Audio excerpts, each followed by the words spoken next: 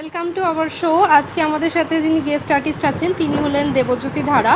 ওনার academic জার্নিটা একটু অন্যরকম। উনি কলেজ অফ ভিজুয়াল আর্টস থেকে পেন্টিং ডিপার্টমেন্টে ব্যাচেলার্স করেছেন এবং তারপরে রবীন্দ্রভারতী ইউনিভার্সিটি থেকে প্রিন্ট মেকিং ডিপার্টমেন্টে মাস্টার্স করেছেন। এখন উনি অ্যাজ আ প্রিন্ট মেকার কাজ করছেন। আজকে আমরা দেবুদার থেকে দেবজ্যোতি ধারাকে ওনার নিক নেম দেবুদা হিসেবেই জেনে থাকি। তো আমরা দেবুদার থেকে ওনার জার্নিটা আজকে জেনে নেব। ওখানে আমাদের পাড়া একজন টিচার ছিলেন Debashis Sengupta. Debashis da government art college থেকে পাস আউট, সিরামিক্স ডিপার্টমেন্ট থেকে। তো দেবাশিস দার কাছে হাতে করি আর কি, ছবি আঁকার হাতে করি। তো তখনও তো মানে সবাই যেরকম আঁকতে যায় ছোটবেলায় ছবি আঁকাটার সাথে, আমার বাড়ির লোক আমাকে সেইভাবেই ভর্তি করেছিল। তো তখনও ডিসাইড করিনি যে ছবিটাই আঁকবো বা এরকম কোনো ব্যাপার। যাই হোক, তো ক্লাস 6-এ যখন পড়ি, 6-7-এ যখন পড়ি, তখন আস্তে আস্তে একটু নলেজ হয়। আর প্লাস ওনার কাছে অনেক আর্ট কলেজের সিনিয়র স্টুডেন্টরা আসতো, তো তাদের দেখতাম, দেখে দেখে একটা ডিসাইড করি যে ছবিটা আঁকবো। তো কিন্তু আর্ট কলেজে যেতে গেলে কি করতে লাগবে না করতে লাগবে সেসব ব্যাপার ছিল না। পরবর্তীকালে উনি গাইড করে দেন যখন আফটার আমার 10th পরে, ক্লাস 10-এর পরে, মানে মাধ্যমিক পাস করার পরে উনি গাইড করে দেন। তো ক্লাস 12-এর পরে যেটা খুব প্রবলেম হয় সেটা হচ্ছে গিয়ে বাড়িতে একটা গোল টেবিল বৈঠক বসে যায় যে আর্ট কলেজে পড়ে কি হবে। ঠিক আছে, মানে আমাদের যেহেতু মিডিল ক্লাস ফ্যামিলি থেকে আমি বিলং করি, তো আমাদের বাড়ির সবাই বিজনেস ম্যান, মানে যে যার সবারই বিজনেস আছে, ছোটোখাটো বড় সবারই বিজনেস আছে। তো সেরকমই আর কি, মানে বিশাল বড় সড়ো বিজনেস না, মোটামুটি একটা ছোটোখাটো বিজনেস সবারই আছে। তো সবাই একটা ডিসাইড করে কি হবে, আমরা কলেজে করে কি হবে, কি করবো, মানে একটা ব্যাপার থাকে না, তাদের কোনো ধারণা নেই। দেওয়াল রং করবি, দেওয়ালে ছবি আঁকবি, এরকম ব্যাপার। যাই হোক, কোনো রকমে আর্ট কলেজে ঢুকতে দেওয়া যাবে না, এরকম একটা পরিস্থিতি তৈরি হয়। তো ক্লাস 12, মানে তখন আমি 2005-এর কথা বলছি, 2005। তো আমি ডিসাইড করি যে আমি আর্ট কলেজেই যাবো। 2005-এ আমি কোনো কলেজে ভর্তি হই না, কোনো জেনারেল কলেজে ভর্তি হই না, শুধুমাত্র আর্ট কলেজেই ফর্ম ফিল আপ করি, আর্ট কলেজে পরীক্ষা দিই। তো গভর্নমেন্ট আর্ট কলেজে চান্স হয়নি, আমি শুধু দুটো কলেজে পরীক্ষা দিয়েছিলাম, গভর্নমেন্ট আর্ট কলেজ আর তোমার হচ্ছে গিয়ে ইন্ডিয়ান আর্ট কলেজ। তো ইন্ডিয়ান আর্ট কলেজে নাম ওঠে। তো ইন্ডিয়ান আর্ট কলেজে আমাকে তোমার ইন্টারভিউ বোর্ড থেকে বাদ দিয়ে দেওয়া হয়। তো ঠিক আছে, তো 2005টা গেল, ঘরে প্রচন্ড রাগাটাকি, মানে কেউ কারো মানে আমার সাথে কথা বলছি না, এরকম ব্যাপার। ইয়ার আমি নষ্ট করছি, আর রেজাল্ট যা ছিল অনার্স পেয়ে যেত। তো যাই হোক, বুক বুঝে সহ্য করা হলো। 2006-এ আবার পরীক্ষা দিই, Rabindra Bharati, government art college, Indian art college. Indian art কলেজে আবার চান্স পাই, নাইটে চান্স পাই। আবার ইন্টারভিউ বোর্ড থেকে আমাকে সিলেকশন থেকে বাদ দিল। তো ঠিক আছে, তো এবার 2006-এর পর 2007-এ যখন পরীক্ষা দেবো, তখন আমার কাছে একটা খবর এলো, মানে আমাকে একজন বললো, তোর ব্রেক অফ স্টাডি হয়ে যাচ্ছে, তুই কিন্তু আর্ট কলেজে পরীক্ষা দিতে পারবি না। ব্রেক অফ স্টাডি হয়ে গেলে কিন্তু পরীক্ষা দেওয়া যাবে। তো ব্রেক অফ স্টাডিটা আটকাতে হবে, তো কি করবো? তো একটা প্ল্যান করলাম, সেটা হচ্ছে বাড়িতে বললাম যে আমি আবার কলেজে ভর্তি হবো। তো বাড়িতে এটা শুনে মানে খুশি হলো, কি খুশি হতে রাগও হলো, একটা বছর নষ্ট করবি। যাই হোক, তো আমার বাড়ির থেকে একটু দূরে কলেজে ভর্তি হলাম, যাতে মানে আমি নিজের প্ল্যানিং মতো সবকিছু করতে পারি। তো ব্রেকআউট স্টাডিটা আটকানোর জন্য জাস্ট আমার ভর্তি হওয়ার। তো এবার ক্লাস অ্যাটেন্ড করছি, কলেজের ক্লাস মাথায় কিছু ঢুকছে না, কারণ যা পড়াচ্ছে সেগুলো মানে মাথার উপর দিয়ে উঠে যাচ্ছে। যাই হোক, এই করে 2006টা কাটিয়ে 2007-এ যখন আর্ট কলেজের প্রিপারেশন নিচ্ছি, তখন আমি ঠিক করেছিলাম শুধু একটাই কলেজে পরীক্ষা দেবো, সেটা গভর্নমেন্ট আর্ট কলেজ। কারণ গভর্নমেন্ট আর্ট কলেজে পড়ার একটা স্বপ্ন ছিল। কারণ ছোটবেলা থেকেই কি হয়, যখন আমরা ছবি আঁকাগুলোকে দেখি বা ছবি আঁকা দেখতে অভ্যস্ত হই, তখন রিয়েলিস্টিক স্টাডিটা প্রচন্ড পরিমাণে সবারই চোখ টানে, সবারই ভালো লাগে রিয়েলিস্টিক, এতটা রিয়েলিস্টিক, হাইপার রিয়েলিস্টিক কি করে করবো। তো আমারও সেই ব্যাপারটা ছিল, আমি চেয়েছিলাম যে গভর্নমেন্ট আর্ট কলেজে পড়বো। কারণ গভর্নমেন্ট আর্ট কলেজে প্রত্যেক বছর যে পরম্পরা বলে যে ওদের অ্যানুয়াল এক্সিবিশনটা হয়, ওটা দেখতে যেত। তো ওটা একটা কলেজে পরীক্ষা দিয়েছি ভালো প্রিপারেশন নিয়ে, আর কলেজ অফ ভিজুয়াল আর্টে দিয়েছিলাম। তো আমার একটা বন্ধু কলেজ অফ ভিজুয়াল আর্টে ভর্তি হয়েছিল, ওর কথা হবে কলেজ অফ ভিজুয়াল আর্টে পরীক্ষাটা দিয়েছিল। তো যথারীতি গভর্নমেন্ট আর্ট কলেজে নাম ওঠেনি, কলেজ অফ ভিজুয়াল আর্টে নাম উঠেছে। কলেজ অফ ভিজুয়াল আর্ট আমাকে ফোন করে বললো, আমি গেলাম একদিন কলেজে, গিয়ে ভাবলাম যে একটা ছোট্ট কলেজ, সবে 8-9 বছর রয়েছে। আমি বললাম কি করবো, আমি দেখলাম যে আর পাচ্ছি না, মানে আর টয়লেট পড়া যাচ্ছে না, আর কত নষ্ট করবো, আর কত বছর নষ্ট করবো। তাই ভর্তি হয়ে গেলাম, আর কলেজের ভিতরে ভর্তি হয়ে গেলাম। চেষ্টা করলাম পরের বছর যাতে আবার দেওয়া যায়, পরীক্ষা দিতে আবার দেওয়া যায়। তো পড়তে পড়তে একটা কথা মাথায় এলো যে আর কোথাও চেঞ্জ করবো না, কারণ অলরেডি আমার দুটো ইয়ার নষ্ট হয়ে গেছে। 2005-এ পাস, 2007-এ আমি ভর্তি হয়েছি। তো আমি এখান থেকে পাস আউট করে বেরোই, মাস্টার্সটা আমি না অন্য কোনো বড় কলেজ থেকে করবো। তো ওইভাবে ওখানে স্টার্ট করলাম। তবে একটা আমি খুব লাকি, আমি টিচার হিসেবে খুব ভালো ভালো টিচারদের পেয়েছি ওখানে। সেটা হচ্ছে ওই সময় থমাস দা ওখানে ছিল, MS থমাস সিং, এখন বিশ্বভারতীর প্রফেসর। আর বিজয় দা ওখানে ছিল, বিজয় বসাক, এখন রবীন্দ্র ভারতীর গেস্ট ফ্যাকাল্টিতে এখনো আছে। তো বিজয় দাকে ওখানে পেয়েছিলাম, রাজারাপ্পা রয়কে পেয়েছিলাম, রাজাদা খুব ভালো স্টাডি, রাজাদাকে পেয়েছিলাম। তো এই তিনটে টিচার আমাকে বরাবরই খুব হেল্প করে গেছে, বিশেষ করে থমাস দা তো প্রচন্ড হেল্প করেছে। তো ওইখানে ওখানে তারপর কাজ করা স্টার্ট করি, ফাউন্ডেশন লেভেলে যেভাবে স্টাডি হয় স্টাডি করা স্টার্ট করি। তারপরে সেকেন্ড ইয়ার হলো, থার্ড ইয়ারে গিয়ে যখন আমাদের কম্পোজিশন করতে বলে যে অন্যরকম ভাবে ভাবো নিজেদের, তার আগে একটা কথা বলি, সেটা হচ্ছে আমাদের একদিন অয়েল হচ্ছে, অয়েল স্টার্ট হচ্ছে। আর অয়েল আমি ভালো পারতাম না, ঠিক আছে, কারণ আমার কাজের মধ্যে একটা তাড়াহুড়োর ব্যাপার আছে, মানে আমি খুব একটু তাড়াহুড়ো করি কাজে। আর অয়েলের ওই শোকাবে, তারপর আবার চাপাও, আমার না ধৈর্য কুলাতো না। আর স্যাররা প্রচন্ড বকা হয়ে যেত, অধৈর্য কি, সেটা আমার কাজ সবসময় ঘেটে যেত, আমি অধৈর্য হয়ে যেতে আমার ঘেটে যেত। হয়তো চাপাচ্ছি ভালো, কিন্তু ধৈর্যটা থাকতো না, যে একটুখানি রয়ে কাজটা কর, ওটা থাকতো না। তো কপি করাচ্ছে, ভালো ভালো কপি করেছি, কিন্তু যখনই অয়েলে যখন নিজের কম্পোজিশন করতে যেতাম আমার হতো না। তো একদিন বিজয়দাকে রিকোয়েস্ট করলাম, বিজয়দা একটা কথা বলবো। বিজয়দা বললো কি, আমি মিডিয়ামটা চেঞ্জ করতে চাইছি, আমার দ্বারা অয়েলটা হচ্ছে না। তো বললো তুমি কিসে করবে? আমি অ্যাক্রিলিক করতে চাইছি। আমি অ্যাক্রিলিক, তারপরে সবাই অয়েল করছে, আমি অ্যাক্রিলিকটা ধরলাম। প্রথম দিকের সাবজেক্টগুলো যেগুলো ছিল সেগুলো খুবই নমিনাল, মানে যা দেখতাম সেটাকে করার চেষ্টা করতাম, তার মধ্যে নিজের কিছু ভাবনা চিন্তাকে কম্পোজ করার চেষ্টা করতাম। তো থার্ড ইয়ার মানে সেকেন্ড ইয়ারের লাস্টের দিক পর্যন্ত এরকম ধরনের কাজ করে গেছি। থার্ড ইয়ার থেকে আমার কাজে একটু চেঞ্জ আসে। চেঞ্জ বলতে কিরকম, আমি ডানলাপ থেকে গড়িয়া জার্নি করতাম, পার ডে জার্নি করতাম। তো ওই জার্নির সময় আমি প্রত্যেকটা মানুষের মুভমেন্ট গুলোকে দেখতাম, এবং তারা কেউ অফিসে যাচ্ছে, কেউ কাজে যাচ্ছে, তো তাদের নিজস্ব যে পারিবারিক কথা বা তাদের মুভমেন্ট গুলো প্লাস তাদের ইচ্ছাগুলো, যেভাবে ট্রেনে সবাই কথা বলে, আর আমি কারোর সঙ্গে কথা বলতাম না, মুখ চেনা হয়ে যেত, সবার কথাগুলো না গিলতাম, গেলা বলে না, তো পরের কথা গেলা, সেভাবে কথাগুলোকে গিলতাম। আমার বেশ ভালো লাগতো টপিকগুলো। তো ওখান থেকে টপিকগুলো নিয়ে প্লাস হচ্ছে আমার এনভায়রনমেন্টের মধ্যে যা চলছে সোশিও পলিটিক্যাল ইস্যু, সেগুলোকে নিয়ে আমি কাজ করা শুরু করি। আর তার মধ্যে থেকে একটা টপিক আমার খুব ভালো লাগতো, সেটা হচ্ছে আমি যখন ট্রেনে করে আসতাম, কলেজে আসতাম, বড়নগর থেকে শিয়ালদা যখন আসতাম, তখন দুটো ছেলে উঠতো। তো দুটো ছেলেই তাদের অ্যাটিচিউডগুলো একটু আলাদা ধরনের ছিল। প্রথম আমি বুঝতে পারতাম না, তারপরে আমি বোঝার চেষ্টা করলাম, আচ্ছা ওরা সমগ্রাম। তো ঠিক আছে, কিন্তু ওদের একটা জিনিস আমার খুব ভালো লাগতো, যে ওরা মানে ট্রেনের মধ্যে না আশ্চর্য রকম জিনিস করতো, মানে কেউ কাউকে হাত করে নিচ্ছে, ফাট করে চিল্লাচ্ছে, গাজরে গান করছে, জানলা দিয়ে হাত বার করে দিচ্ছে, পাশাপাশি লোকেরা গালিগালাজ করছে, তাতে ওদের কিছু যায় আসে না, দে আর ভেরি কনফিডেন্ট। তো ওই ব্যাপারটাকে নিয়েও আমি কাজ করতে আরম্ভ করি পরবর্তীকালে আমার পেন্টিং এর জন্য। তো এই নিয়ে প্লাস হচ্ছে গিয়ে তোমার ক্লাস, যখন আমি আর্ট কলেজে পড়ি তখনই আমার একটা রিলেশন তৈরি হয়। তো আমার রিলেশনটা আমার কাজের মধ্যে একটা এফেক্ট করে, কারণ আমার বন্ধুরা খুব বলতো যে মানে আমার গার্লফ্রেন্ডের সঙ্গে আমার খুব একটা কেমিস্ট্রি আছে। তো এই কেমিস্ট্রি ওয়ার্ডটা আমার খুব মনে হতো কোথাও গিয়ে এটা ল্যাবের মতো, ল্যাব। তো ওটাকে নিয়ে আমি একটা কেমিস্ট্রি কথাটাকে নিয়ে, মানে ছেলে আর মেয়ের যে কেমিস্ট্রিটাকে, এটাকে নিয়ে একটা ল্যাব ফর্মেশন নিয়ে একটা কাজ করেছিলাম, বিশাল বড় কাজ করেছিলাম, 8 ফুট বাই 9 ফুট। তো যাই হোক, এভাবে কাজ চলতে থাকে। থার্ড ইয়ারের ঠিক লাস্টের দিকে আমার কাজে একটা আমূল পরিবর্তন ঘটে। সেই পরিবর্তনটা হচ্ছে আমাদের রবীন্দ্র ভারতীর এক্স দিন পার্থপ্রতিম দেব, পার্থ স্যারের জন্যই হয়েছে। আসলে কি হয়েছে, ওই সময় পার্থদার একটা শো চলছিল, আমার ঠিক মনে নেই কোথায়। তো পার্থদার শোটা আমি দেখতে যাই। তো দেখতে গিয়ে পার্থদার কিছু লাইন ড্রয়িং এর অসাধারণ কাজ। ওই লাইনগুলো আমার মধ্যে প্রচন্ড পরিমাণে এফেক্ট হয়।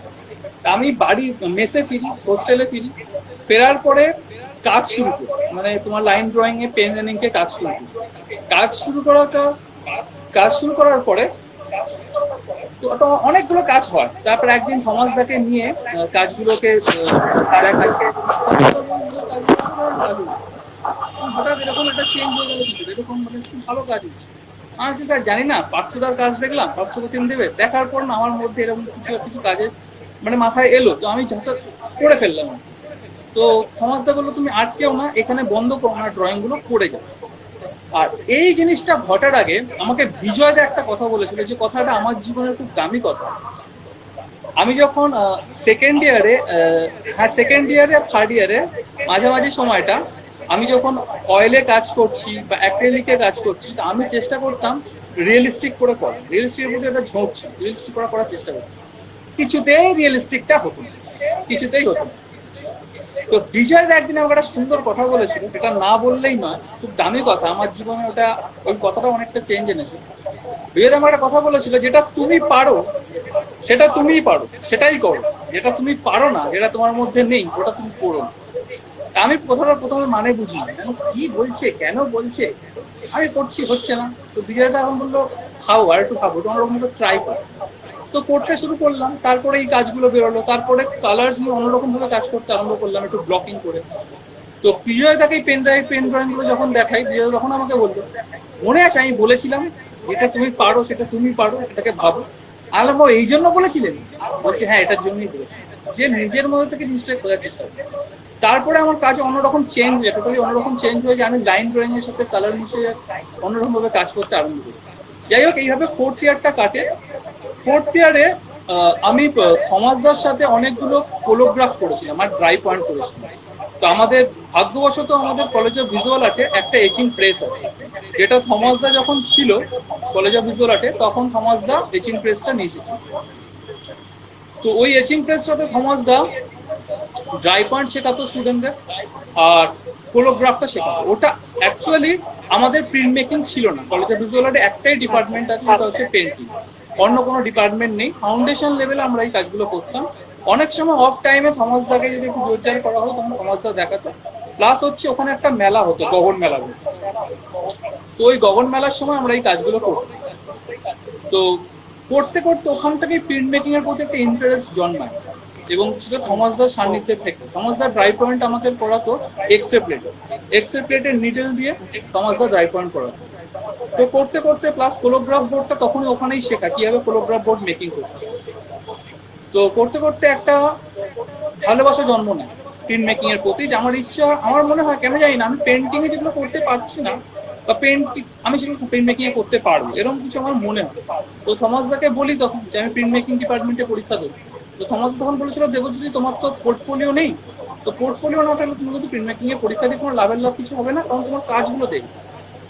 তো আমি বললাম তাহলে কি করবো, বলে পরীক্ষা তোমার সামনে চলে এসেছে, এই মুহূর্তে তুমি কটা কাজ রেডি করি, সেটাও সম্ভব না। তো সে বছর আমি পেন্টিং এই পরীক্ষা দিয়েছি। আমি চেষ্টা করেছিলাম রবীন্দ্রভারতী দুটো ফর্ম ফিল আপ করা, কিন্তু দুটো ফর্ম ফিল আপ করা যায়। তো যাই হোক, তো পেন্টিং এই পরীক্ষা দিই, কোথাও চান্স পাইনি। তো কোথাও চান্স না পাওয়া, সব পরীক্ষা যখন হয়ে গেল, সব রেজাল্ট যখন ডিক্লেয়ার হয়ে গেল, কোথাও চান্স পাইনি। আমি থমাসদাকে ফোন করে বললাম যে নেক্সট ইয়ার কিন্তু আমি প্রিন্ট মেকিং এই স্যার পরীক্ষা দেবো, আর প্রিন্ট মেকিংটা ভালোবেসেই পরীক্ষা দেবো। তো সেই জায়গাটা থেকে আমাকে তৈরি হতে হবে, তুমি কি করবো। তখন অলরেডি থমাসদা বিশ্বভারতী চলে গেছে, ফলে আমাকে গাইড করার কেউ নেই। তো থমাসদা তখন আমাকে আর একজন টিচারের নাম বলেন, মানে স্বনামধন্য খুব, সেই রমেন্দ্রনাথ কাস্ত। তো রমেনদার কাছে যাই, রমেন্দ্রনাথ কাস্ত, তার আগে নামটা বলার পর আমি চেক করে আমার মাথায় হাত, আমি ওনার কাছে যাবো, কি বলবো। কারণ রমেনদা একটা খুব বড় ফ্রেম প্রিন্ট মেকিং এ। তো রমেনদার কাছে যাই, গিয়ে থমাসদার নামটা বলি, যে থমাসদা বলে যেত। তো রমেনদা বললো, বসো, কেন প্রিন্ট মেকিং এ করতে চাইছো, কেন, কি ব্যাপার। তো আমি বললাম এই ব্যাপারে যখন পরীক্ষা দেবো প্রিন্ট মেকিং এই তো। তখন রমেনদা একটা কথা বলেছিল, কি সার্টিফিকেট পাওয়ার জন্য পরীক্ষা দেবে, তো চান্সটা পেয়ে যাবে। এখন না, সেটা না, আমি প্রিন্ট মেকিংটা করবো, তার জন্যই পরীক্ষাটা দেবো, প্রিন্ট মেকিংটা শিখতে চাই, তার জন্যই পরীক্ষাটা দেবো। কারণ অনেক সময় হয় কি, অনেকেই পেন্টিং থেকে প্রিন্ট মেকিং এ আসে। তো তাদের একটা ব্যাপার থাকে কি, মানে অনেকেই কাজ করছে, অনেকে আবার ছেড়ে দিয়েছে। তার কারণ প্রিন্ট মেকিংটাকে পরবর্তীকালে কন্টিনিউ করাটা সত্যি কথা একটু টাফ, কারণ তার জন্য একটা সত্যি কথা একটা স্টুডিও লাগে, না হলে সম্ভব না। কারণ আমাদের একটা পেন্টিং নয় যে বাড়িতে বসে হয়ে যাবে, এটা বাড়িতে বসে উৎকাটটা হতে পারে, কিন্তু etching, collagraph, polyester litho, plate litho, এই যে এতগুলো মিডিয়াম আছে, এই মিডিয়ামগুলো একটা স্টুডিও ছাড়া সম্ভব না, একটা এচিং প্রেস ছাড়া সম্ভব না। তো যাই হোক, তো রমেনদাকে বলার পর রমেনদা রাজি হলো আমাকে গাইড করতে। রমেনদা 1 বছর, পুরো টানা 1 বছর আমাকে গাইড করলো। 1 বছর না, 1 মাস হাতে সময় ছিল, 1 মাস আমাকে গাইড করলো। তো তাতে অনেকগুলো কাজ হলো। আর রমেনদার প্রচন্ড টেকনিক্যালি স্ট্রং, মানে ওনার কাছ থেকে অনেক কিছু শিখেছি ওই সময়টা। আর আমি রমেনদার কাছে যখনই যেতাম মানে একটা ভয় থাকতো, মানে কোনো ভুল না করে ফেলি, ভুল করলেই যা, এরকম একটা ব্যাপার। তো ভয় থাকতাম। যাই হোক, অনেক কাছ থেকে অনেক কিছু শেখা, টেকনিকটাকে শেখা, কাজটাকে কিভাবে করতে হবে। তো বিশ্বভারতী পরীক্ষা দিলাম। বিশ্বভারতী ইচ্ছা ছিল খুব, মানে খুব ইচ্ছে ছিল বিশ্বভারতীতে পড়বো, প্লাস থমাস দা ওখানে আছে। তো যাই হোক, বিশ্বভারতীর ইন্টারভিউটা খুব বাজে হয়েছে আমার, মানে আমি ইন্টারভিউর জন্য আউট হয়ে গেছি। এটা অবশ্যই আমার দোষ, এটা আমি মনে করি আমার দোষ। তার কারণ বিশ্বভারতীর ইন্টারভিউর সময় কি হয়েছিল, আমাকে অজিত দা কোশ্চেন করছে, অর্পণ দা কোশ্চেন করছে বাংলাতে, আমি অ্যান্সার দিয়েছি ইংলিশ। তো 2-3টি অ্যান্সার দেওয়ার পর আমাকে নির্মল দা বলেছে, তুমি কি বাংলা বোঝো না, তুমি কি বাংলা বোঝো না, বাঙালি? আমি বলছি হ্যাঁ স্যার আমি বাঙালি। তুমি বাংলা বোঝো? আমি বলছি হ্যাঁ স্যার বাংলা বুঝি। বলে উত্তর কোশ্চেনটা তো বাংলায় করছি, ইংলিশটা উত্তরটা ইংলিশে দিচ্ছ কেন? তো তখন আমি বুঝে গেছিলাম আমার হবে না, আমার ওভার কনফিডেন্স বা আমি নিজে ল্যাক অফ কনফিডেন্স হয়ে গেছি, বা যাই হোক কিছু একটা হয়েছে, আমার হলো না। তবে বিশ্বভারতী হলেও একটা প্রবলেম যেটা ছিল সেটা হচ্ছে যে আমি নিজের খরচাটা বরাবরই ব্যাচেলার থেকে নিজে চালিয়ে এসেছি, মাস্টার্স সময় নিজের খরচাটা নিজেই চালাতে। তো সেটা একটা চিন্তা মাথায় ছিল যে বিশ্বভারতী চান্স পেলে কিভাবে চালাবো। যাই হোক, বিশ্বভারতী না চান্স পাওয়াটা মেনে নিতে পারিনি, প্রচন্ড পরিমাণে ভেঙে পড়েছিলাম। এবং মানে থমাস দাকে মুখ দেখাবো কি করে, থমাস দা হয়েছিল হয়ে যাবে, ভালো করে প্রিপারেশন ভালো আছে। তো এইসব চলছে। তো ফিরে এসে গভর্নমেন্ট আর্ট কলেজের পরীক্ষাটা অতি বাজে দিয়েছি, তো ওখানেও হয়নি। লাস্ট একটা চান্স ছিল রবীন্দ্রভারতী। থমাস দা একদিন আমাকে ফোন করে চার্জ করে দিল, বললো যে বিশ্বভারতী হয়নি বলে ভেঙে পড়ার কিছু নেই, একটা ভালো কলেজ এখনো হাতে আছে, আমি ওই কলেজ থেকেই পাস আউট, তুই চেষ্টা কর, করলে পারবি, এখনো টাইম আছে। আমি উঠে পড়ে লাগলাম রবীন্দ্রভারতীর জন্য। আর খুব ভালো পরীক্ষা রবীন্দ্রভারতীতে হলো, ইন্টারভিউ দুর্দান্ত আমার হয়েছিল। তো আমি কনফার্ম ছিলাম রবীন্দ্রভারতী হয়ে যাবে, তো সেটাই হলো। তো রবীন্দ্রভারতীর প্রথম দিন, মাস্টার ডিগ্রির প্রথম দিন, আমাদের মেন্টার হিসেবে প্রথমে পরাগদা ডেকে নিল। পরাগদা ফার্স্ট সেমিস্টার পরাগদার হাতে। তো পরাগদা একটা খুব ভালো কথা বললো, সেটা হচ্ছে তোমাদের আমি কোনো মিডিয়াম প্রথমে শেখাবো না, তোমরা যে যা মিডিয়ামটা শিখেছো বা জানো প্রথমে সেই মিডিয়ামে কাজ করছো। আমি বললাম স্যার আমি তো এচিং টেচিং কিছুই জানি না, আর উডকাটটা আমার এখন করার ইচ্ছা নেই। তো তার আগে আমি উডকাট যে খুব একটা করেছি তাও না। তো আমি ড্রাই পয়েন্টে যেহেতু সমাজের কাছে করেছিলাম, তো ওটা কনফিডেন্ট ছিল। তো আমি বললাম আমি ড্রাই পয়েন্টটা করবো। তো বললো ঠিক আছে তুই ড্রাই পয়েন্ট শুরু কর, কিসে করবি? আমি বললাম স্যার এক্সেপ্টেডে করবো। বললো ধুর বোকা, এক্সেপ্টেডে বা ড্রাই পয়েন্ট করে নেই, আমি তো ওখানেই করে এসেছি, ওটাই জানি। আমি বলছি যে কিসে করবো? বলছে কপার প্লেটে ভালো হয়, আর কপার প্লেট আজ পর্যন্ত আমি জীবনে চোখেই দেখি তখন আর কি। তো যাই হোক, তো আমি বললাম স্যার কিসে করবো? বলো তুমি তাহলে অ্যাক্রিলিক শিটে স্টার্ট করো। তো স্প্ল্যানেট থেকে অ্যাক্রিলিক শিট কিনে নিয়ে এলাম। এবার স্যার বলছে কাজে কিন্তু নিডল ছোকানোর আগে লেআউটটা আমাকে দেখাবে, আগে কাজ নিয়ে ভাবো, তোমরা মাস্টার্স, তোমরা কিন্তু ব্যাচেলারের স্টুডেন্ট, কাজটাকে নিয়ে আগে ভাবো। তো কাজ নিয়ে ভাবতে আরম্ভ করছি। আমি বরাবরই সোশিও পলিটিক্যাল ইস্যুগুলোকে নিয়ে কাজ করে এসেছি, আমার চারপাশের সারাউন্ডিংয়ে যা চলছে সেই ইনসিডেন্টগুলো আমার মধ্যে এফেক্ট করে, হর্ন করে, সেগুলোকে নিয়ে আমি কাজ করে এসেছি। তো কাজের তখন সাবজেক্টটা খুঁজছিলাম কিভাবে কাজ করবো। তো এই খুঁজতে আমি টিউশন করাতে যেতাম পার্ক স্ট্রিটের ওখানে। তো টিউশন করে বাড়ি ফিরতাম বাসে করে। তো সেন্ট্রাল এভিনিউ হয়ে বাসটা যখন ফিরতো আমাদের যে শোভাবাজার হয়ে, তখন শোভাবাজারের ওখানে আমি জানলার দিকে তাকিয়ে থাকতাম। তো ওখানে জানলার দিকে তাকিয়ে থেকে যে প্রস্টিটিউটগুলো দাঁড়িয়ে থাকতো রাস্তায়, আমি ওদেরকে দেখতাম, প্রত্যেকদিনই দেখতাম। কারণ আমার কাজের সঙ্গে দেখাটা খুব দরকার, কারণ আমার কাজের ওইভাবেই তৈরি হয় আমার কাজ। আমি দেখতাম, প্রত্যেকদিনই আমি দেখতাম, মানে ওখান থেকে যখন পাস করতাম আমি দেখতাম। তো একদিন হঠাৎ একটা জিনিস নোটিস করলাম, মানে আমি দেখছি এভাবে তাকিয়ে, হঠাৎ দেখছি আমার পাশে যে বসে আছে সেও দেখছে, এবং পরপর এই যে সিটে যারা বসে আছে তারা প্রত্যেকে মাথাটা ঘুরে আছে। তো যখন স্টপটা ক্রস করলো তখন প্রত্যেকের মাথাটা স্ট্রেট হয়ে গেল, আমার পাশে যে বসেছিল সেও স্ট্রেট হয়ে গেল। আমি তার মুখের দিকে তাকালাম, তাকাতে সে একটা আশ্চর্যজনক, মানে একটা বিরক্তিকর মুখ নিয়ে চোখটা ঘুরিয়ে দিল। তো তখন আমার একটা ফিলিংস হলো যে যেটা আমরা দেখছি বা ওরা যারা যেটা দেখছি সেখানে না, মানে লুকিংটা ইটস নট আ ম্যাটার, কোনো ম্যাটার করে না দেখতে কিরকম, ওখানে শেপটা ম্যাটার, ওখানে বডিটা ম্যাটার। তো ওই জায়গাটাকে নিয়ে আমার প্রথম কাজ করা, আমার ড্রাই পয়েন্ট সিরিজের প্রথম কাজ। আমি কাজটার নাম দিয়েছিলাম হু ইজ শি। তো আমি কাজটাকে কি করেছিলাম, একটা হাইব্রিড ক্যারেক্টার বানিয়েছিলাম, যে ক্যারেক্টারটার মধ্যে অ্যানিমাল, হিউম্যান সবকিছুর একটা পাঞ্চ রয়েছে, এবং সেই কাজটা একটা একটা জায়গায় দাঁড়িয়ে আছে এবং তার পেছন দিকে ব্যাকগ্রাউন্ডে একটা রাউন্ড শেপের মধ্যে সোসাইটির সব সিম্বল গুলোকে তুলছে। তো ওই কাজটা করার পর প্রিন্টটা তোলার পর প্রথম পলাদি দেখার পর পলাদি বললো প্রিন্টটা ভালো হয়েছে, তুই কাজটা ফাইনাল প্রিন্ট নিয়ে না। কিন্তু কোথাও গিয়ে কাজটা মানে আমাকে নাড়াচ্ছিল না, মানে আমার মনে হচ্ছিল আমি কাজটা পুরো জাস্টিফাই করতে পারি না। তো যাই হোক, এভাবে ওই কাজটার নাম দিয়েছিলাম হু ইজ শি। কারণ আমার মনে হয়েছিল যে ওইখানে যে নারীটা দাঁড়িয়ে আছে, নারী মানে সবাই সমান। আমার কাছে নারী মানে সবাই সমান। একজন মা যেরকম, আমার ওয়াইফ যেরকম, মানে নারী ক্ষেত্রটা যারা ওখানে দাঁড়িয়ে তারা পেটের জেলায় দাঁড়িয়ে আছে। তো ওই জন্য আমি ওখানে ওই অ্যানিমাল ফর্ম যেটা বানিয়েছিলাম তার মধ্যে কোনো মাথা দিই। তো যাই হোক, তো সেকেন্ড সেমিস্টার এলো, তখন আমার কাজটা চলছে, মানে 2-3টা প্লেটে আমি সিরিজটা কাজ করছি, কিন্তু কাজটা আমার দাঁড় করানো, আমি মনে হচ্ছে আমি কাজটা আমি জাস্টিফাই করতে পারছি। তো সেকেন্ড সেমিস্টার আসার আগে মাস্টার তোমার ফাইনাল এই মাস্টার ডিগ্রির ফার্স্ট সেমিস্টারের পরীক্ষার আগে যেটা সব থেকে বড় প্রবলেম ফেস করলাম সেটা হচ্ছে তার আগে আমি এচিং করিনি। এচিং কিভাবে করে, কি বস্তু খায় না মাথায় দেয় আমি জানি না। এবার প্রবলেমে পড়ে গেছি, তার আগে প্রচুর ড্রাই পয়েন্ট করেছি, এচিং হাত দিইনি, ফলে এচিং করা হয়নি আমার। এবার তো এচিংটা হাত দিতে হবে, এচিংটা করতে হবে, প্লাস হচ্ছে একটাকে দুটো এচিং ডিসপ্লেতেও রাখতে হবে। এবার সেকেন্ড ইয়ার যারা মাস্টার ডিগ্রি সেকেন্ড ইয়ার যারা, মানে জ্যোতির্ময় আমাদের সেকেন্ড ইয়ার, জ্যোতির্ময় অ্যাকচুয়ালি আমরা জ্যোতির্ময় একই ব্যাচ, যেহেতু আমার 1 বছর পরে মাস্টার ডিগ্রি, ওই জন্য আমার থেকে সিনিয়র। তো জ্যোতির্ময়রা কলেজ আসা বন্ধ করে দিয়েছে, কারণ ওদের পরীক্ষা হয়ে গেছে। এবার আমাকে দেখাবে এটা।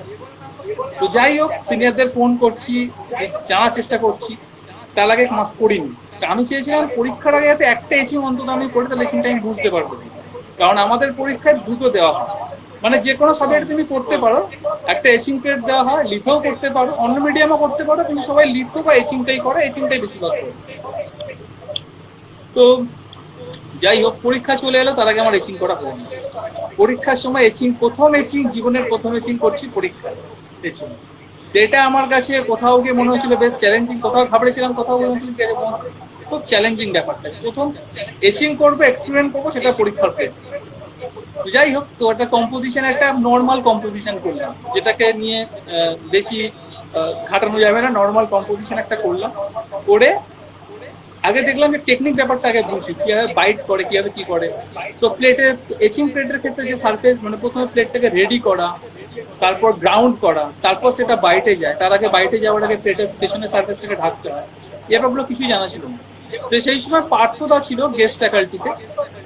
পার্থদা সারনেমটা ভুলে যাচ্ছি, খুব ইয়াং টিচার, মানে একদমই বাচ্চা দেখতে। তো পার্থদাকে বললাম, পার্থদা একটু গাইড করলো যে এভাবে কর। তো করলাম, তো বাইট করলাম, বাইট তো হয়ে গেল, লাইন বাইট তো হয়ে গেল, বুঝে গেলাম লাইন বাইট হয়ে গেছে, লাইন বাইটের প্রিন্ট তো তুললাম। এবার করতে হবে অ্যাকোয়া, তার আগে কোনোদিন অ্যাকোয়া করিনি।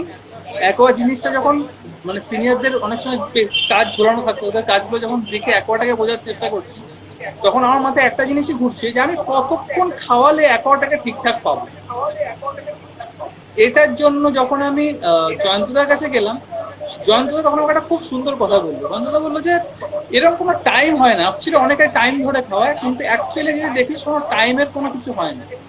তুই দেখবি বাবলসটা কি উঠছে, কতটা বাবলস উঠছে, বাবলসটা যদি দেখিস বড় হয়ে উঠতে শুরু করছে, তখনই ভাববি যে ওটা তো এবার ওপেন হয়ে যাচ্ছে। তো ঠিক আছে, এবার ওপেন হলে কি হয় সেটাও জানা নেই, বলে উনি তো একটা টার্ম বলে দিলেন ওপেন হয়ে। যাই হোক, শুভদা নামটা ঠিক লিখেছে, ইয়েস, পার্থ কুইন বলে টিচারটা ছিল। তো যাই হোক, তো আমি প্রথম প্লেট খাওয়ালাম, প্রথম প্লেটে অ্যাকোয়া করলাম, অ্যাকোয়া করে এবার কাজ জমা দিচ্ছে সবাই, লাস্ট ডেট, আমার প্রিন্ট তোলা হয়ে গেছে, কাজ জমা দিচ্ছি। আমার এখনো মনে আছে আমি আমার জীবনের প্রথম এচিং প্লেট করেছিলাম, এবং সেই এচিং প্লেটে আমি স্টেনসিল প্রসেস করেছিলাম। আমাকে পার্থদা বলেছিল এটা স্টেনসিল করে। আমি বলেছিলাম এটা কিভাবে করে, আমি বললাম পার্থদা আমি পরীক্ষার সময় বলে দেবো না, শুধু একটুখানি সবারটা দেখ, পারলে জুনিয়রদের, আমি ভাবছি আমি জুনিয়রদেরও জিজ্ঞেস করতে রাজি আছি কিভাবে করে। তো জুনিয়ররা একটু বলে দিল যে দাদা এইভাবে স্টেনসিলটা করতে পারে। তো প্রথম জীবনের পরীক্ষা আমি স্টেনসিল করেছিলাম, এটা একদম সাকসেসফুল, 100% সাকসেসফুল, একটুও নড়েনি, কিচ্ছু হয়নি। একটা ব্লু টপ ছিল, সেটা শুধু মিডিলে থাকতো, ওটা স্টেনসিল প্রসেস নিতে হতো, এবং হয়ে গেছিল। তো প্রিন্টে যখন জমা দিচ্ছি, তার আগে পার্থদা জানতো না ওটা আমার প্রথম পেচিং প্লেট বলে। তো পার্থদা বলছে এই জায়গাটা আর একটু ডার্ক করতে পারতিস, এই জায়গাটা আর একটু ঘষতে পারতিস। বলছি পার্থদা এটা আমার জীবনের প্রথম এচিং। বলে এটা তো জীবনের প্রথম এচিং? আমি বলছি হ্যাঁ। বলে ছেড়ে দে, এবার তুই চলে যা। আমি বলছি কেন? বলে অনেক ভালো করেছিস।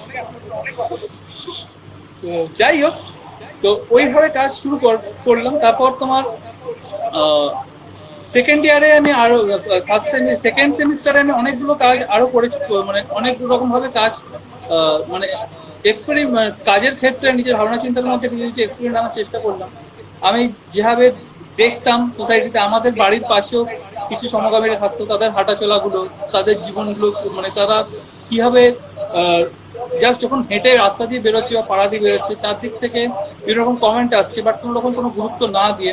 তো সেই সব ব্যাপারগুলো আমার কাজের মধ্যে আমি মানে ব্যাচেলারও করেছিলাম, আবার এখানেও আমি করতে আরম্ভ করলাম। তো সেই নিয়ে আমার একটা কাজ ছিল, ওই কাজটা আমার সেকেন্ড সেমিস্টারে আমি কাজটা করেছিলাম।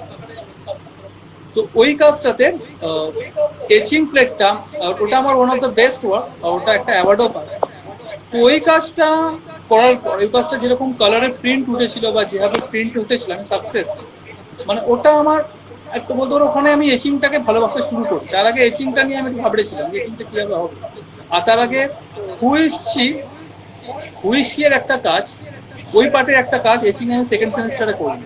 এবং করার পর মানে প্রিন্টটা যখন উঠলো, মানে সোহেলা তোমায় কি বলবো, মানে আমার যেন পুরো দিনের যে খাটনিটা যেটা আমি খেটেছি প্লেটটার পেছনে, মানে আমি যেন সাকসেস, মানে আমার মনে হলো এটাই প্রিন্ট মেকারদের মনে হয় একটা বিশাল বড় চ্যালেঞ্জ থাকে, যে সারাদিন গান ধরাচ্ছে, ঝরানোর পর যখন প্রিন্টটা উঠছে, প্রিন্টটা ওঠার পর যখন সে প্রিন্টটাকে দেখছি এবং তাকে যখন সাকসেস, যে আমি যেটা করতে চেয়েছি সেটাই আমি করেছি, সেটা আমার সামনে, তো ওটা যেন মনে হয় সারাদিনের যে কষ্টটা, যে ক্লান্তিটা, ওটা যেন দূর হয়ে যায়।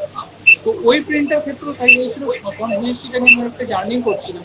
ওটা যখন ফার্স্ট প্রিন্টটা আমি তুললাম, আমি যেটা করতে চেয়েছিলাম, আমি চেয়েছিলাম যে অ্যানিমেটেড বডি থেকে টেক্সচার ক্রিয়েট করতে, যে টেক্সচারটা খুব জরাজীর্ণ এবং ব্যাকগ্রাউন্ডটা আমি ক্র্যাক করাতে চেয়েছিলাম। ক্র্যাক কিভাবে করে, তো ওটাতে জয়ন্তদা হেল্প করেছিল। জয়ন্তদা বিটুমিনের সাথে বেঞ্জিন মিশিয়ে আমাকে একটা মিশ্রণ করেছি, বললে এইভাবে জিনিসটাকে করো, তোমার এটা ক্র্যাক হয়ে যায়। তো সেইভাবে করে আমি এটা crack করি।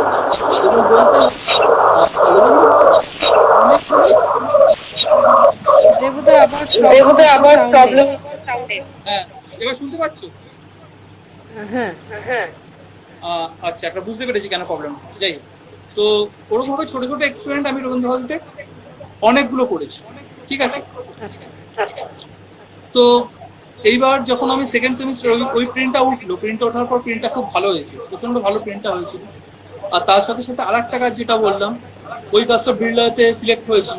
ওই কাজটার মধ্যে ওটা ওই সমকামীদের নিয়ে করা, এবং কাজটা আমি আনটাইটেল নাম দিয়েছিলাম, কোনো নাম দিইনি। তো ওই কাজটার মধ্যে আমি প্রথম প্লেট সারফেস কেটে কাজ করি। তো ওই কাজটা খুব ভালো ভালো প্রিন্ট, তোমাকে হয়তো কাজটা পাঠিয়েছি, খুব ভালো প্রিন্টটা আছে। তো যাই হোক, তো ডিসপ্লেটা খুব ভালো হয়। থমাস দা আর অজিত দা ছিল ডিসপ্লেতে, মানে বিশ্বভারতী থেকে এসেছিল, আর এদিক থেকে পলাদি ছিল। তো খুব ভালো কাজের রেসপন্স পেয়েছিলাম। তারপর থার্ড সেমিস্টার যখন কাজ করা স্টার্ট করি, তার আগে আমি একবার দিল্লি যাই। এখানে এই কাজটা আমার খুব ভালো লাগার মধ্যে একটা কাজ। তো দিল্লিতে গেছি। তো দিল্লিতে যাওয়ার পরে একদিন তোমার দিল্লিতে যেহেতু যে রাস্তার খাবারগুলো যেগুলো স্ট্রিট ফুড আর তো খুব ফেমাস, তো একদিন স্ট্রিট ফুড খেতে বেরোই। তো বেরোতে বেরোতে হঠাৎ আলোচনা হলো যে চল কর্নার প্লেসের ওদিকে কি সিআর পার্কের ওদিকে, যাই হোক সবের মনে নেই, যে তোমার সাওয়ারমা রোল পাওয়া, সাওয়ারমা রোল খাবো। তো প্রথম সাওয়ারমা রোলটা কি জানতাম না, যাই হোক খেতে গেছি। তো খেতে গিয়ে বসে আছি। তো আমার কাজের ক্ষেত্রে হাইব্রিড ফর্ম আসে, বরাবরই হাইব্রিড ফর্ম আসে। তার কারণ একটা আছে, তার কারণটা হচ্ছে গিয়ে আমি নিজে সুকুমার রায়ের খুব বড় ফ্যান। তো সুকুমার রায়ের আবোল তাবোল আমার সংগ্রহতেও আছে, এবং ওগুলো বারবার পড়ি। এবং তার মধ্যে একটা ব্যাপার আছে, সেটা হচ্ছে তোমার ননসেন্স। তো আমার কোথাও কি ব্যাপারটাকে ননসেন্স মনেই হয় না, আমার মনে ইট ইজ ভেরি সেন্সিটিভ। আর দ্বিতীয় কথা হচ্ছে, আমার পছন্দের আর্টিস্টের মধ্যে যার কাজ আমাকে রীতিমতো খুব নাড়া দেয়, তার সে হচ্ছে হিরোনিমা ঘোষ। তো ওই দুটো কাজের থেকে ইন্সপায়ার হয়েছে হাইব্রিড ফর্মগুলো আমার মধ্যে কাজের মধ্যে আসে, তা ঠিক নয়। এই দুটো আমাকে প্রচন্ড পরিমাণে ইন্সপায়ার করে কাজ। আর হাইব্রিড ফর্ম মানে যখন আমি শুরু করেছি কাজ নিয়ে করা, তখন এই দুটো আমাকে প্রচন্ড ইন্সপায়ার করেছে। এবং সেখান থেকে তারপর থেকে এটা হচ্ছে আমি সবসময় হিউম্যান, মানে আমি যখন বাসে ট্রামে যাই সবসময় কারো না কারোর দিকে তাকিয়ে থাকি। এই নয় যে কোনো একটা মেয়ের দিকে তাকিয়ে আছি সে সুন্দর বলে, তাকিয়ে থাকে এই কারণে তার হাঁটা চলাগুলো শুধু মেয়ে না ছেলে, তাদের বডি মুভমেন্ট গুলো, অ্যাকশন গুলো আমার মনে হয় যেন কোথাও গিয়ে হিউম্যানের মধ্যে একটা অ্যানিম্যাল ফর্মস কাজ করে। এটা সবার মধ্যেই আছে, এটা আমার মনে হয়, এটা আমার ব্যক্তিগত মনে হয়। তো ওইটাকে আমি খোঁজার চেষ্টা করি, সেই জায়গা থেকে আমার হাইব্রিড ফর্ম গুলোকে বিল্ড আপ করা শুরু হয়। তো যাই হোক, তো ওখানে তখন অলরেডি অনেকগুলো হাইব্রিড ফর্ম নিয়ে কাজ করে ফেলেছি। তো থার্ড সেমিস্টারের ঠিক আগে যখন আমি দিল্লি গেছি, ধরেন শাওয়ারমা রোল খাবো, বসে আছি। তো তার সাথে আমার সঙ্গে দুটো বন্ধু গেছিল, মনোজিৎ গেছিল, মনোজিৎ সামন্ত আর প্রীতম ঘোষ। ওরা দুজনেই master degree from government art college, painting department. তো হঠাৎ বসে আছি, অর্ডার দেওয়া হয়েছে, তার সঙ্গে জোজো ছিল, জোজো রবীন্দ্র অধিবিত।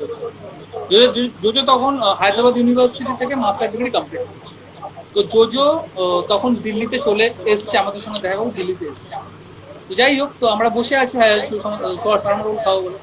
তো অর্ডার দিয়েছি, অর্ডারটা আসতে দেরি করছে। তো হঠাৎ আমি চারদিকে তাকাতে তাকাতে আমি আমার বন্ধুদের মুখের দিকে তাকালাম। তুমি বিশ্বাস করবে না,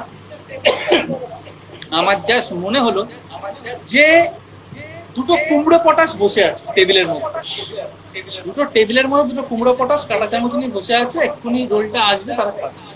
আমি না চশমাটা খুলে রীতিমতো চোখ টোক মুছে আবার চশমাটা পরে ওদের দিকে তাকাতে আরম্ভ করলাম। বলছে কি হলো, তোর কোনো প্রবলেম হচ্ছে, আমাদের মুখের দিকে তাকিয়ে আছিস?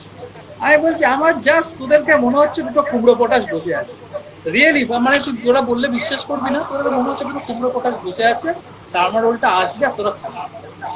তো যাই হোক, তো এরকম, তো ওই ব্যাপারটা ওরা হাসি ঠাট্টায় উড়িয়ে দিল। তো আমার মনে খুব মানে ব্যাপারটা টাইট করেছিল যে কোথাও গিয়ে একটা, মানে আমার কেন মনে হলো। তো আমি বাড়ির কলেজে ফিরেই একটা কাজ করি, যেটার নাম দিয়েছিলাম ওয়েটিং ফর স্পেশাল ডিশ। সেখানে এরকম দুটো ক্যারেক্টার আমি তৈরি করি, মানে যেগুলো কুমড়ো পটাশ থেকে আমি ইন্সপায়ার, কিন্তু কুমড়ো মানে সুকুমারের কুমড়ো পটাশ না, ওগুলো আমার কুমড়ো পটাশ। তো আমি ওরকম দুটো কুমড়ো পটাশ তৈরি করি যারা কাঁটা চামচ নিয়ে প্লেট নিয়ে বসে আছে। আর শাওয়ারমা রোলটাকে আমি ডিজিটাল প্রিন্টের সাইটে প্রিন্ট করি, দিয়ে কাজটার নাম দিয়েছিলাম ওয়েটিং ফর স্পেশাল ডিশ। তো যাই হোক, কাজটা স্টেট অ্যাওয়ার্ড পেয়েছি। তো ওই কাজটা আমার খুব পছন্দের একটা কাজ। তারপরে থার্ড সেমিস্টারে তোমার উত্তম দা আসে, উত্তম বসাক আসে। উত্তম বসাক আমাদের ভিসকোসিটিটা শেখায়। তো ভিসকোসিটি কথা ঠিক ঠিক আগে কলাদি আমাদের জন্য, মানে ইউনিভার্সিটির জন্য অনেকগুলো রোলার বাইরে থেকে আনিয়েছি, মানে তোমার art roller, soft roller, medium roller. তো ভিসকোসিটিটা উত্তম বসাকের কাছ থেকে আমি শিখি। তো শেখার পরে আমরা কিছু কাজ ভিসকোসিটিতে করেছি। তো ফোর্থ সেমিস্টারে যখন আমরা উঠছি, তখন অনেক ধরনের, মানে আমার হাইব্রিড ক্যারেক্টার নিয়েও কাজ ছিল, প্লাস হচ্ছে জন মিরর কিছু কিছু কাজ আমার ভালো লেগেছিল, সেখান থেকে ইন্সপায়ার আমার কিছু কাজ করা। সবকিছু কাজে তো আর লজিক ব্যাপারটা থাকে না যে কি বৃত্তান্ত, কেন কাজটা করেছো, মেসেজ কেন করেছো, আমার ক্ষেত্রে সেটা থাকে না। আমি অনেক সময় অনেক মজা করেও কাজ করি, কারণ আমি নিজেকে মক করেও কাজ করেছিলাম। আমার একটা কাজ ছিল digital print with dry point, একটা কাজ ছিল যেটা আমি তোমাকে পাঠানো হয়, যেটা আমার নিজেকে মক করা।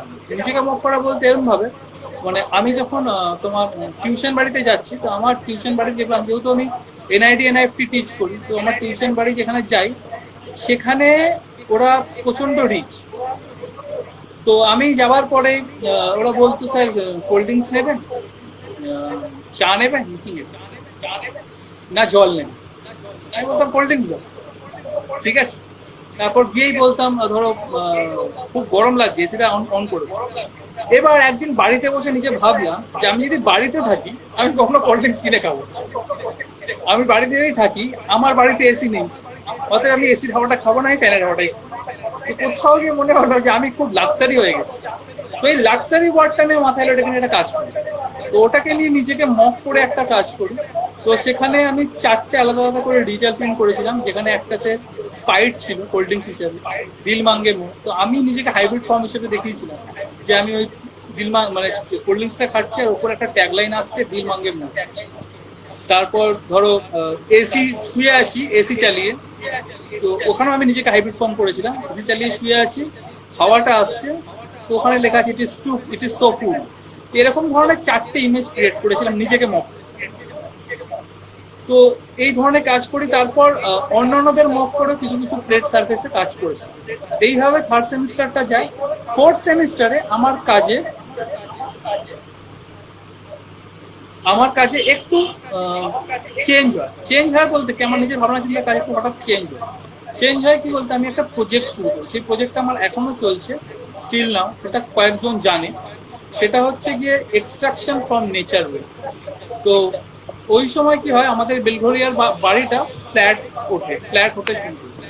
তো ফ্ল্যাট হতে শুরু করার আগে অবধি, ওই ফ্ল্যাট হতে যখন শুরু করছে তার আগে আমি একটা কাজ আমার ফ্ল্যাট নিয়ে করেছিলাম। কি হয়েছিল কাজটার মধ্যে, সেটা হচ্ছে একটা ড্রাই পয়েন্ট করেছিলাম আমি। মানে সব বার করা হচ্ছে বাড়ি থেকে, ঘর ফাঁকা করতে হবে, বাড়ি ঘর ভাঙা হবে, ফ্ল্যাট উঠবে। তো আমাদের বাগান বাড়ি ছিল, মানে ভেতরে একটা বাগান ছিল, বড় বাগান ছিল। তো বাগানে প্রচুর ব্যাঙ থাকতো, মানে ব্যাঙের বাসা ছিল।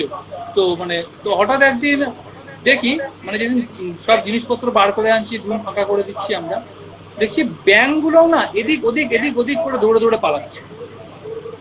তো আমার হঠাৎ জিনিসটা দেখে আশ্চর্য লেগেছিল যে ওরাও বুঝে গেছে ওদের জায়গাটাও খালি করতে হবে, এই জায়গাটা পুরোটাই ধ্বংস হয়। তো ওটাকে নিয়ে আমি একটা ড্রাই পয়েন্টে কাজ করেছিলাম, যেখানে ব্যাঙের ছাতাগুলো আমি পুরোপুরি ইন্ডাস্ট্রিয়াল ফরম্যাটে করে দিয়েছিলাম, মানে রড একদম যেরকম হয় আমাদের বাড়ি ঘরে ওরকম ভাবে করে। আর ব্যাংকটা উপর থেকে নামছে, ব্যাংকটা হাইব্রিড টাইপটার ছিল। আমি কাজটার নাম দিয়েছিলাম নো প্লেসমেন্ট, মানে এখানে আর তোমাদের জায়গা নেই, নো প্লেসমেন্ট। তো ওই কাজটা তখন ওইভাবে ওখানে কাজ। তো এই ফ্ল্যাটের সূত্রে যখন আমরা ভাড়া বাড়িতে থাকা শুরু করি, তো একটা বাড়ি আমাদের ভাড়া নেওয়া হয়েছিল। তো ভাড়া বাড়ি যখন থাকা শুরু করি, হঠাৎ একদিন ভাড়া বাড়ির ছাদে ঘুরতে ঘুরতে পায়ে কি একটা লাগে। তো সন্ধ্যেবেলা, রাত্রেবেলা দেখলাম কি লাগে। তো লাগার সাথে সাথে আমি সঙ্গে সঙ্গে এলাম, এসে টর্চ জ্বালিয়ে দেখলাম ছাদের মধ্যে কিছু গর্ত আছে। তো ওটার মধ্যে আমার পাটা পড়েছে। তো আমার ঠিক পোষালো না। পরের দিন আমি সকালে উঠে আমি খোঁজার চেষ্টা করলাম কি গর্ত। তো খুঁজ থেকে দেখলাম খুব ইজি একটা জিনিস, যে আমাদের যে নেচারের জন্য আমাদের যে ধরো দেওয়ালগুলো খসে পড়ে, বা অনেকদিন পুরনো হয়ে গেলে খসে পড়ে, প্লাস্টার খসে পড়ে, ওরকম তো ছাদেও হয়। তো ওরকমই জিনিস হয়েছে, কিন্তু আমি যেটা খুঁজে পেলাম সেটা হচ্ছে ওগুলো একটা ফর্ম হয়ে গেছে, ওগুলো একটা ফরমেশন। মানে আমি যদি টেক্সট করে ওগুলোর মধ্যে ইঙ্ক দিয়ে ড্রয়িং করি, তাহলে ওগুলো একটা ফর্ম তৈরি হচ্ছে। তা আমি সারা ছাদটায়, আমি এখনো বসে আছি, পুরো ছাদটায় আমি ড্রয়িং করেছিলাম চাইনিজ ইঙ্ক। ড্রয়িং করার পর আমার দুজন বন্ধুকে আমি ডাকি, মানে বলতে পারো আমি নিজের ছাদে আমার একটা এক্সিবিশন করে ফেলি। ওদেরকে ডাকি, আমার তোরা আয়, আমি একটা শো করছি, এক্সিবিশন করতে, দেখে যা কাজটা কেমন করছি। তো ওরা এসে দেখে। তো ওটা নিয়ে আমার প্রথম স্টার্টিং। তারপরে আমি এরকম ফাটা ওয়াল এগুলো খুঁজতে আরম্ভ করি, খুঁজে সেগুলো ছবি তোলার পর প্রিন্ট বার করার পর আগে ভাবি যে কি ফর্ম তৈরি হচ্ছে, ফর্মগুলোকে করার চেষ্টা করি। তো ওইভাবেই এক্সট্রাকশন ফ্রম নেচার, মানে নেচার যে জিনিসটাকে ভেঙে ফেলে দিচ্ছে, সেই জায়গা থেকে কি ফর্ম তৈরি হচ্ছে সেই ফর্মটাকে খুঁজে বার করার চেষ্টা করছি। তো সেটাকে নিয়ে আমি এচিং প্লেটে ট্রান্সফার করতে যাই, এবং ট্রান্সফার করতে গিয়ে যে ফোর্থ সেমিস্টার আমি ট্রান্সফার করি, সেটা হচ্ছে গিয়ে আমি ফটো এচিং প্রসেসে যাই। ফটো এচিং প্রসেসে গিয়ে পুরো যেগুলো ছবিটা তুলেছি প্রথমে ওটাকে এক্সপোজ করার পরে আমি ওর মধ্যে ড্রয়িংটাকে আবার ক্রিয়েট করি। ওরকম ভাবে আমি একটা কাজ করেছিলাম, মানে 4টে স্টেপে একটা কাজ করেছিলাম। করার পরে ফোর্থ সেমিস্টারে আমি ডিসপ্লেতে পুরো টেবিল জুড়ে এরকম প্রচুর ড্রয়িং রেখেছি। তো বর্তমানে এই প্রজেক্টটা এখনো আমার চলছে, কারণ আমার কোথাও গিয়ে একটু একঘেয়েমি লেগে যাচ্ছে যে ড্রয়িংগুলো যেহেতু আমি দেখছি, আমি করছি, কোথাও গিয়ে ওটা আমার মতো হয়ে যাচ্ছে। তো এই জন্য এখন একটু স্টপ করে দিয়ে এখন ওটা পাবলিকালি করছি। অলরেডি কিছু বলতে মানে ধরো আননোন কাউকে দিচ্ছি, যে তোমার দেখে কি মনে হচ্ছে, তোমার কি ড্রয়িং সার্ফেসটা দেখে কি মানে ফর্ম তুমি খুঁজে পাচ্ছ, তুমি তোমার মতো করে ফর্মটাকে ড্রয়িং করো, ওই পেজেই ড্রয়িং। তো এখন এই ব্যাপারটা চলছে যে শুধুমাত্র আমি একা নেই, আমি চাইছি পাবলিকরাও ইনভলভ হোক। তো তাদের মাথায় কি খেলছে, এবং নট অনলি আর্টিস্ট, মানে আর্টিস্টদের দিলে তারা একটা অন্যরকম ওয়েতে ভাববে, কিন্তু তুমি যদি একটা পাবলিককে দিয়ে দাও জিনিসটা, দিয়ে বলো এখানে কি ফর্ম আছে, তার একটা অন্য জোনারে ভাববে। তো আমি দুটোই করছি আর কি।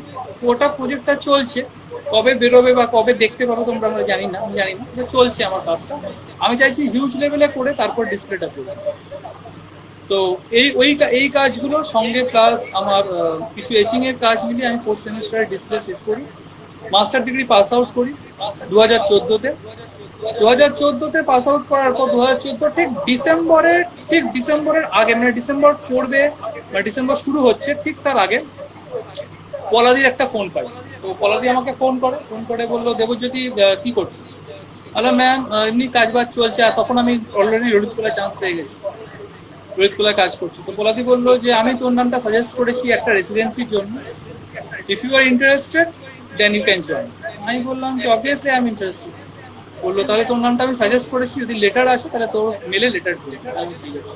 তো আমার মেলে অলরেডি লেটার ঢুকলো। তো আমি লেটারটা দেখলাম যে রাসা আর্ট গ্যালারি, খোঁজ কলকাতা, আকৃতি আর্ট গ্যালারি, এই তিনটে আর্ট গ্যালারি, তিনজনের কোলাবোরেশনে একটা ওয়ার্কশপ বাদুতে হচ্ছে। বাদু বলতে, বাদুতে আকৃতি আর্ট গ্যালারির নিজের একটা ফার্ম হাউস আছে, রিসর্ট বলতে পারো, মানে আর্টিস্টদের জন্য। তো ওখানে এইটা এটা হবে, প্লাস 1 মাস ধরে হবে। 1 মাস আমি বাড়ি ফিরতে পারবো না, ওখানে থাকবো। তো আমি রাজি হয়ে গেলাম। তো যাওয়ার সময় একটা জিনিস খুব বিষয় হচ্ছিল যে নিজের, মানে সবাই বাইরে থেকে আসবে, তো নিজের কেউ জানাশোনা মুখ থাকলে ভালো হয়। তো যাই হোক, ওখানে গিয়েই একজনের সঙ্গে দেখা হয়ে গেল যে আমার খুবই কাছে এবং খুব প্রিয় বন্ধু, সেটা হচ্ছে জ্যোতির্ময়। জ্যোতির্ময় দেখি অলরেডি ওখানে আছে, জ্যোতির্ময় তরফে। তো জ্যোতির্ময়কে দেখলাম, তুই এখানে, তুই পেয়েছিস? বললো, ও তখন বললো না, আমি অ্যাকচুয়ালি আর্টিস্ট রেসিডেন্সিতে আসিনি, আমাকে উপর দায়িত্বটা ছিল তোরা যে কাজ করতে আসবি তার আগে প্রিপারেশনটা দেয়। তো সেই জায়গাটা যেমন করতে এসেছি। তো যাই হোক, আমি বললাম তো তুই, বললাম কালকে চলে যাবে। তো হঠাৎ শুনলাম ওকে ছত্রদা তখন ছিল, ছত্রদা বললো যে তোর যদি ইচ্ছে হয় কাজ করা, তুই কাজ করতে পারিস। তোকে তোকে আমরা একটা এই রেসিডেন্সির একটা পার্ট হিসেবে তোকেও নেবো, তুই কাজ করতে পারিস। তো ও তো বললো ওর কাজ করার খুব ইচ্ছে ছিল।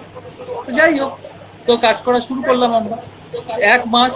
1 মাসের মধ্যে, আর ওখানে গিয়েই প্রথম দিন যাদের সাথে ইন্ট্রোডাকশন, মানে ইন্ট্রোটা এরকম ছিল, আদিত্য বর্ষা, ছত্রদা, সৌমেন্দ্র স্যার, সৌমেন্দ্রনাথ মজুমদার তোমাদের ইন্ডিয়ান আর্ট কলেজে, তারপর পলাদি, অতীনদা, মানে প্রণব রঞ্জন রায়, সব বড় বড় মাথাগুলো বসে, মানে আর কি মুখ খুলবো, এরকম একটা ব্যাপার আমার হয়ে গেছে। তো প্রথম দিন ইন্ট্রো হলো, ইন্ট্রো হওয়ার পরে সবার একটা জাস্ট গেট টুগেদার হলো। হওয়ার পরে প্রথম তারপরের দিন আমাদের কাজ নিয়ে বসলাম, আমাদের বোঝানো হলো যে তোমাদের কি নিয়ে কাজ করতে হবে। তো বললো তোমাদের এই রেসিডেন্সিটা টপিক হচ্ছে আরবানাইজেশন, তোমাকে আরবানাইজেশনের উপর কাজ করতে। এবার ব্যাপারটা হচ্ছে জিনিসটা খুব চ্যালেঞ্জিং, কারণ আমি যেখানে বসে আছি বাদুতে, ওখানে আরবানাইজেশনের নামমাত্র কিছু নেই, এটা আমার মনে হয়, কারণ আমি পুরো জায়গাটা ঘুরে দেখেছি, টোটালটা একটা গ্রাম্য পরিবেশ।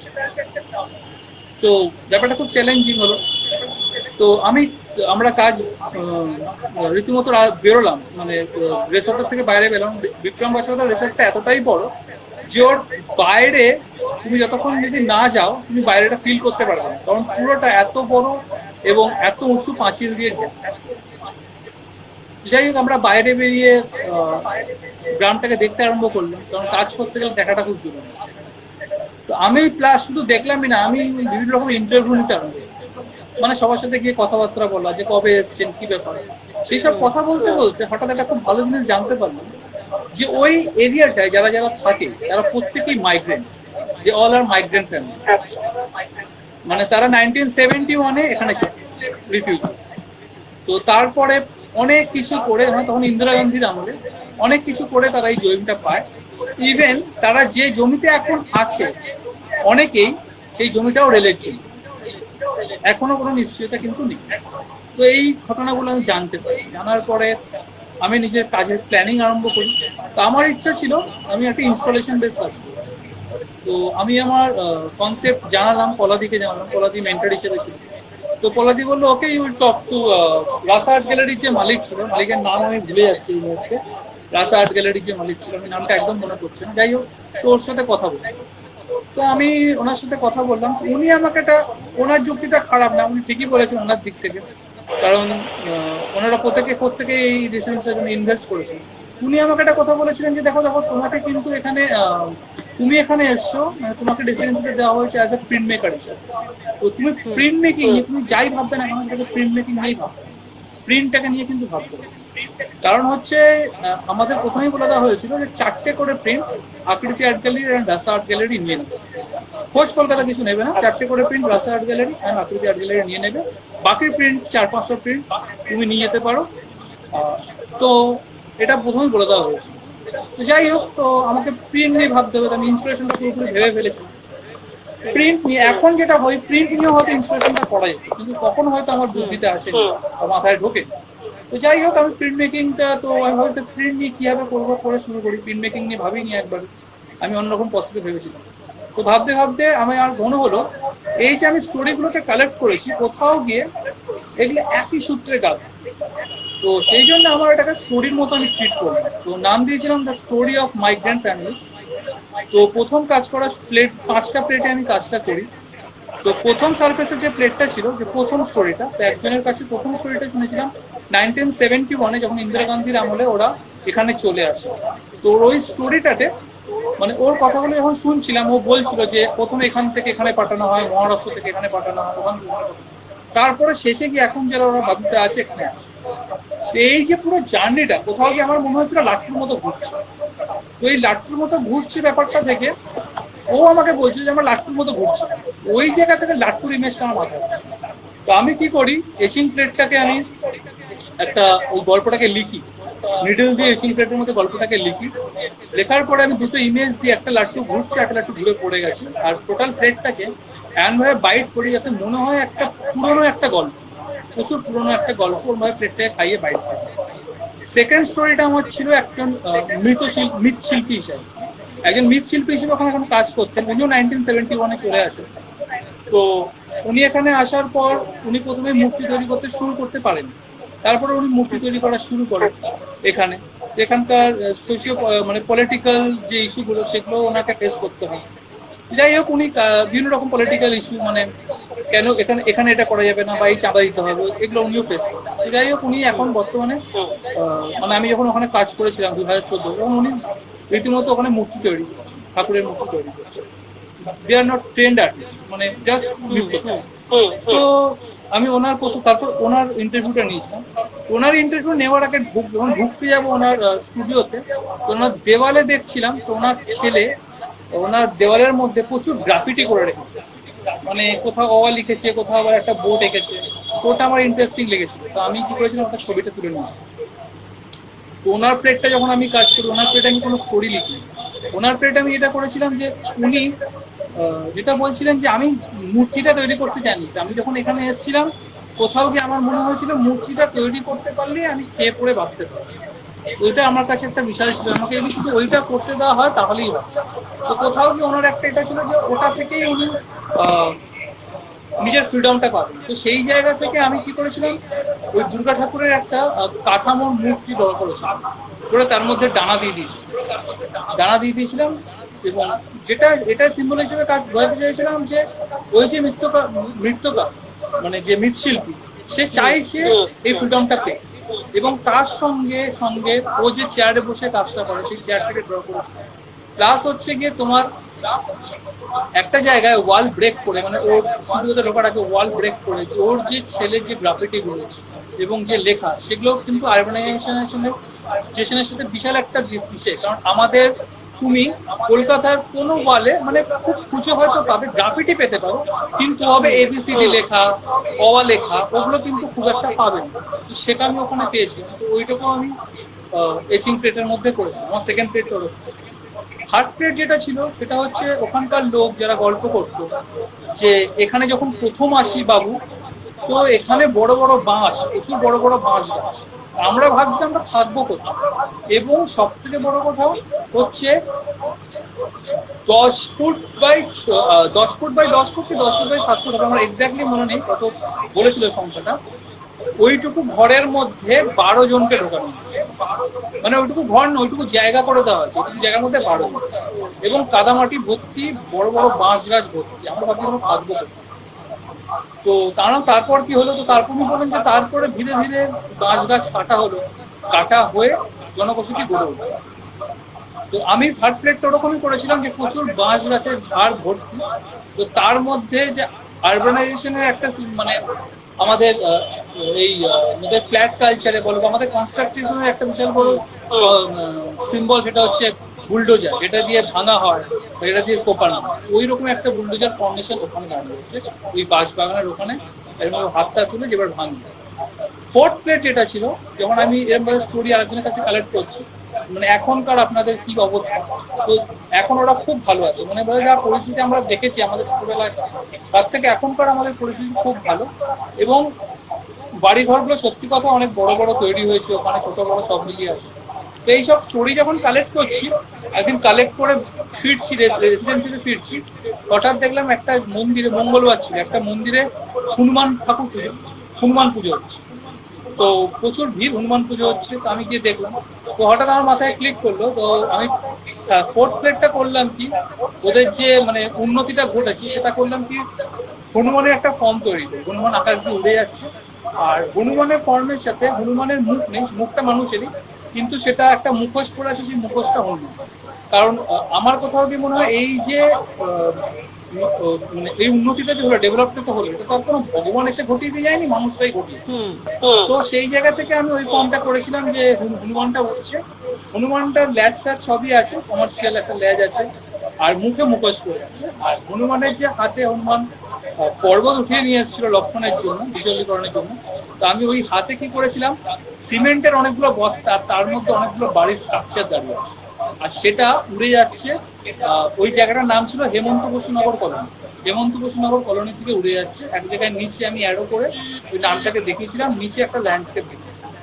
তো ফোর্থ প্লেটে এটা করেছিলাম। ফিফথ প্লেটে যেটা ওটা করেছিলাম সেটা হচ্ছে এখনকার প্রেজেন্ট কন্ডিশন, যে প্রেজেন্টে ওরা খুব ভালো আছে, অনেক ডেভেলপ হয়েছে। সেই ডেভেলপ পোর্শনটাকে নিয়ে আমি প্রেজেন্ট কন্ডিশনটা, প্রেজেন্ট ফিফথ প্লেটটা করি। আর ফিফথ প্লেটের মিডিলে আমি একটা চেয়ার রেখেছিলাম, যেটা হচ্ছে রকিং চেয়ার। তার কারণটা হচ্ছে আমি যখন লাস্ট ইন্টারভিউ যার নিয়েছিলাম, তো উনি ওই রকম একটা রকিং চেয়ারে বসে উনি দোলাচ্ছিলেন আর আমাকে গল্পগুলো বলছিলেন।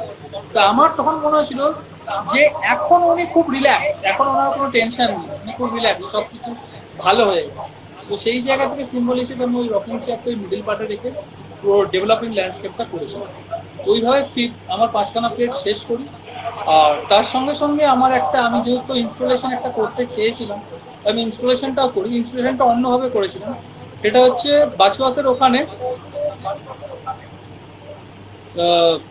তোমার ইসে ছিল, তোমার কি যেন বলেন, করোগেটেড শিট ছিল। কারণ ওখানে প্রচুর করোগেটেড শিট ছিল, কারণ ওদের ওখানে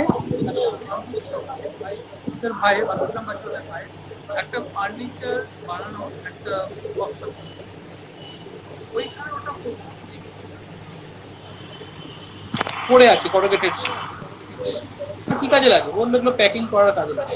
তো করোগেটেড শিট একটা ইন্ডাস্ট্রিয়াল মেটেরিয়াল, তো সেটাকে ওই জায়গায় পাওয়া তো আমার বেশ ভালো লেগেছিল। তো আমি ওটাকে কি করলাম, ওটাকে নিয়ে এলাম, নিয়ে ওটাকে একটা আর্কিটেকচার ফর্ম দেওয়ার পরে আমি কলকাতার একটা ম্যাপ ওই করোগেটেড শিটের ওপর ড্র করেছিলাম।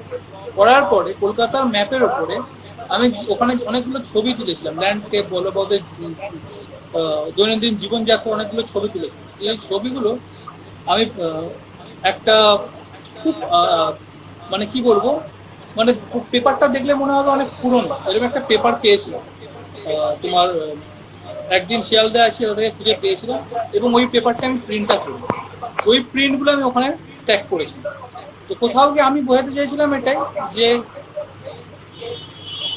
আরবানাইজেশনটা যে দরকার, যে আরবানাইজেশনটা ওরা বলছে সেটা তো দরকার এখানে, সেটা প্রয়োজন এখানে, কারণ ওখানে এখনো পর্যন্ত মাটির ঘর আছে। কিন্তু তার আগে যেটা দরকার সেটা হচ্ছে প্ল্যানিংটা চেঞ্জ করা। সেই প্ল্যানিংগুলো আমি ওখানে জাস্ট ওই সিটিটার মধ্যেই প্ল্যানিংটাকে করে ওইখানের মধ্যে ওইখানকার মানুষগুলো যা করছে, মানে এখনো ঢুকে দেয় দেওয়ালের মধ্যে, এখনো ওইভাবে মানে চাষ করা হয়, ওই ছবিগুলো ওখানে স্ট্যাক। ওইভাবে আমার রেসিডেন্সির কাজ শেষ করি।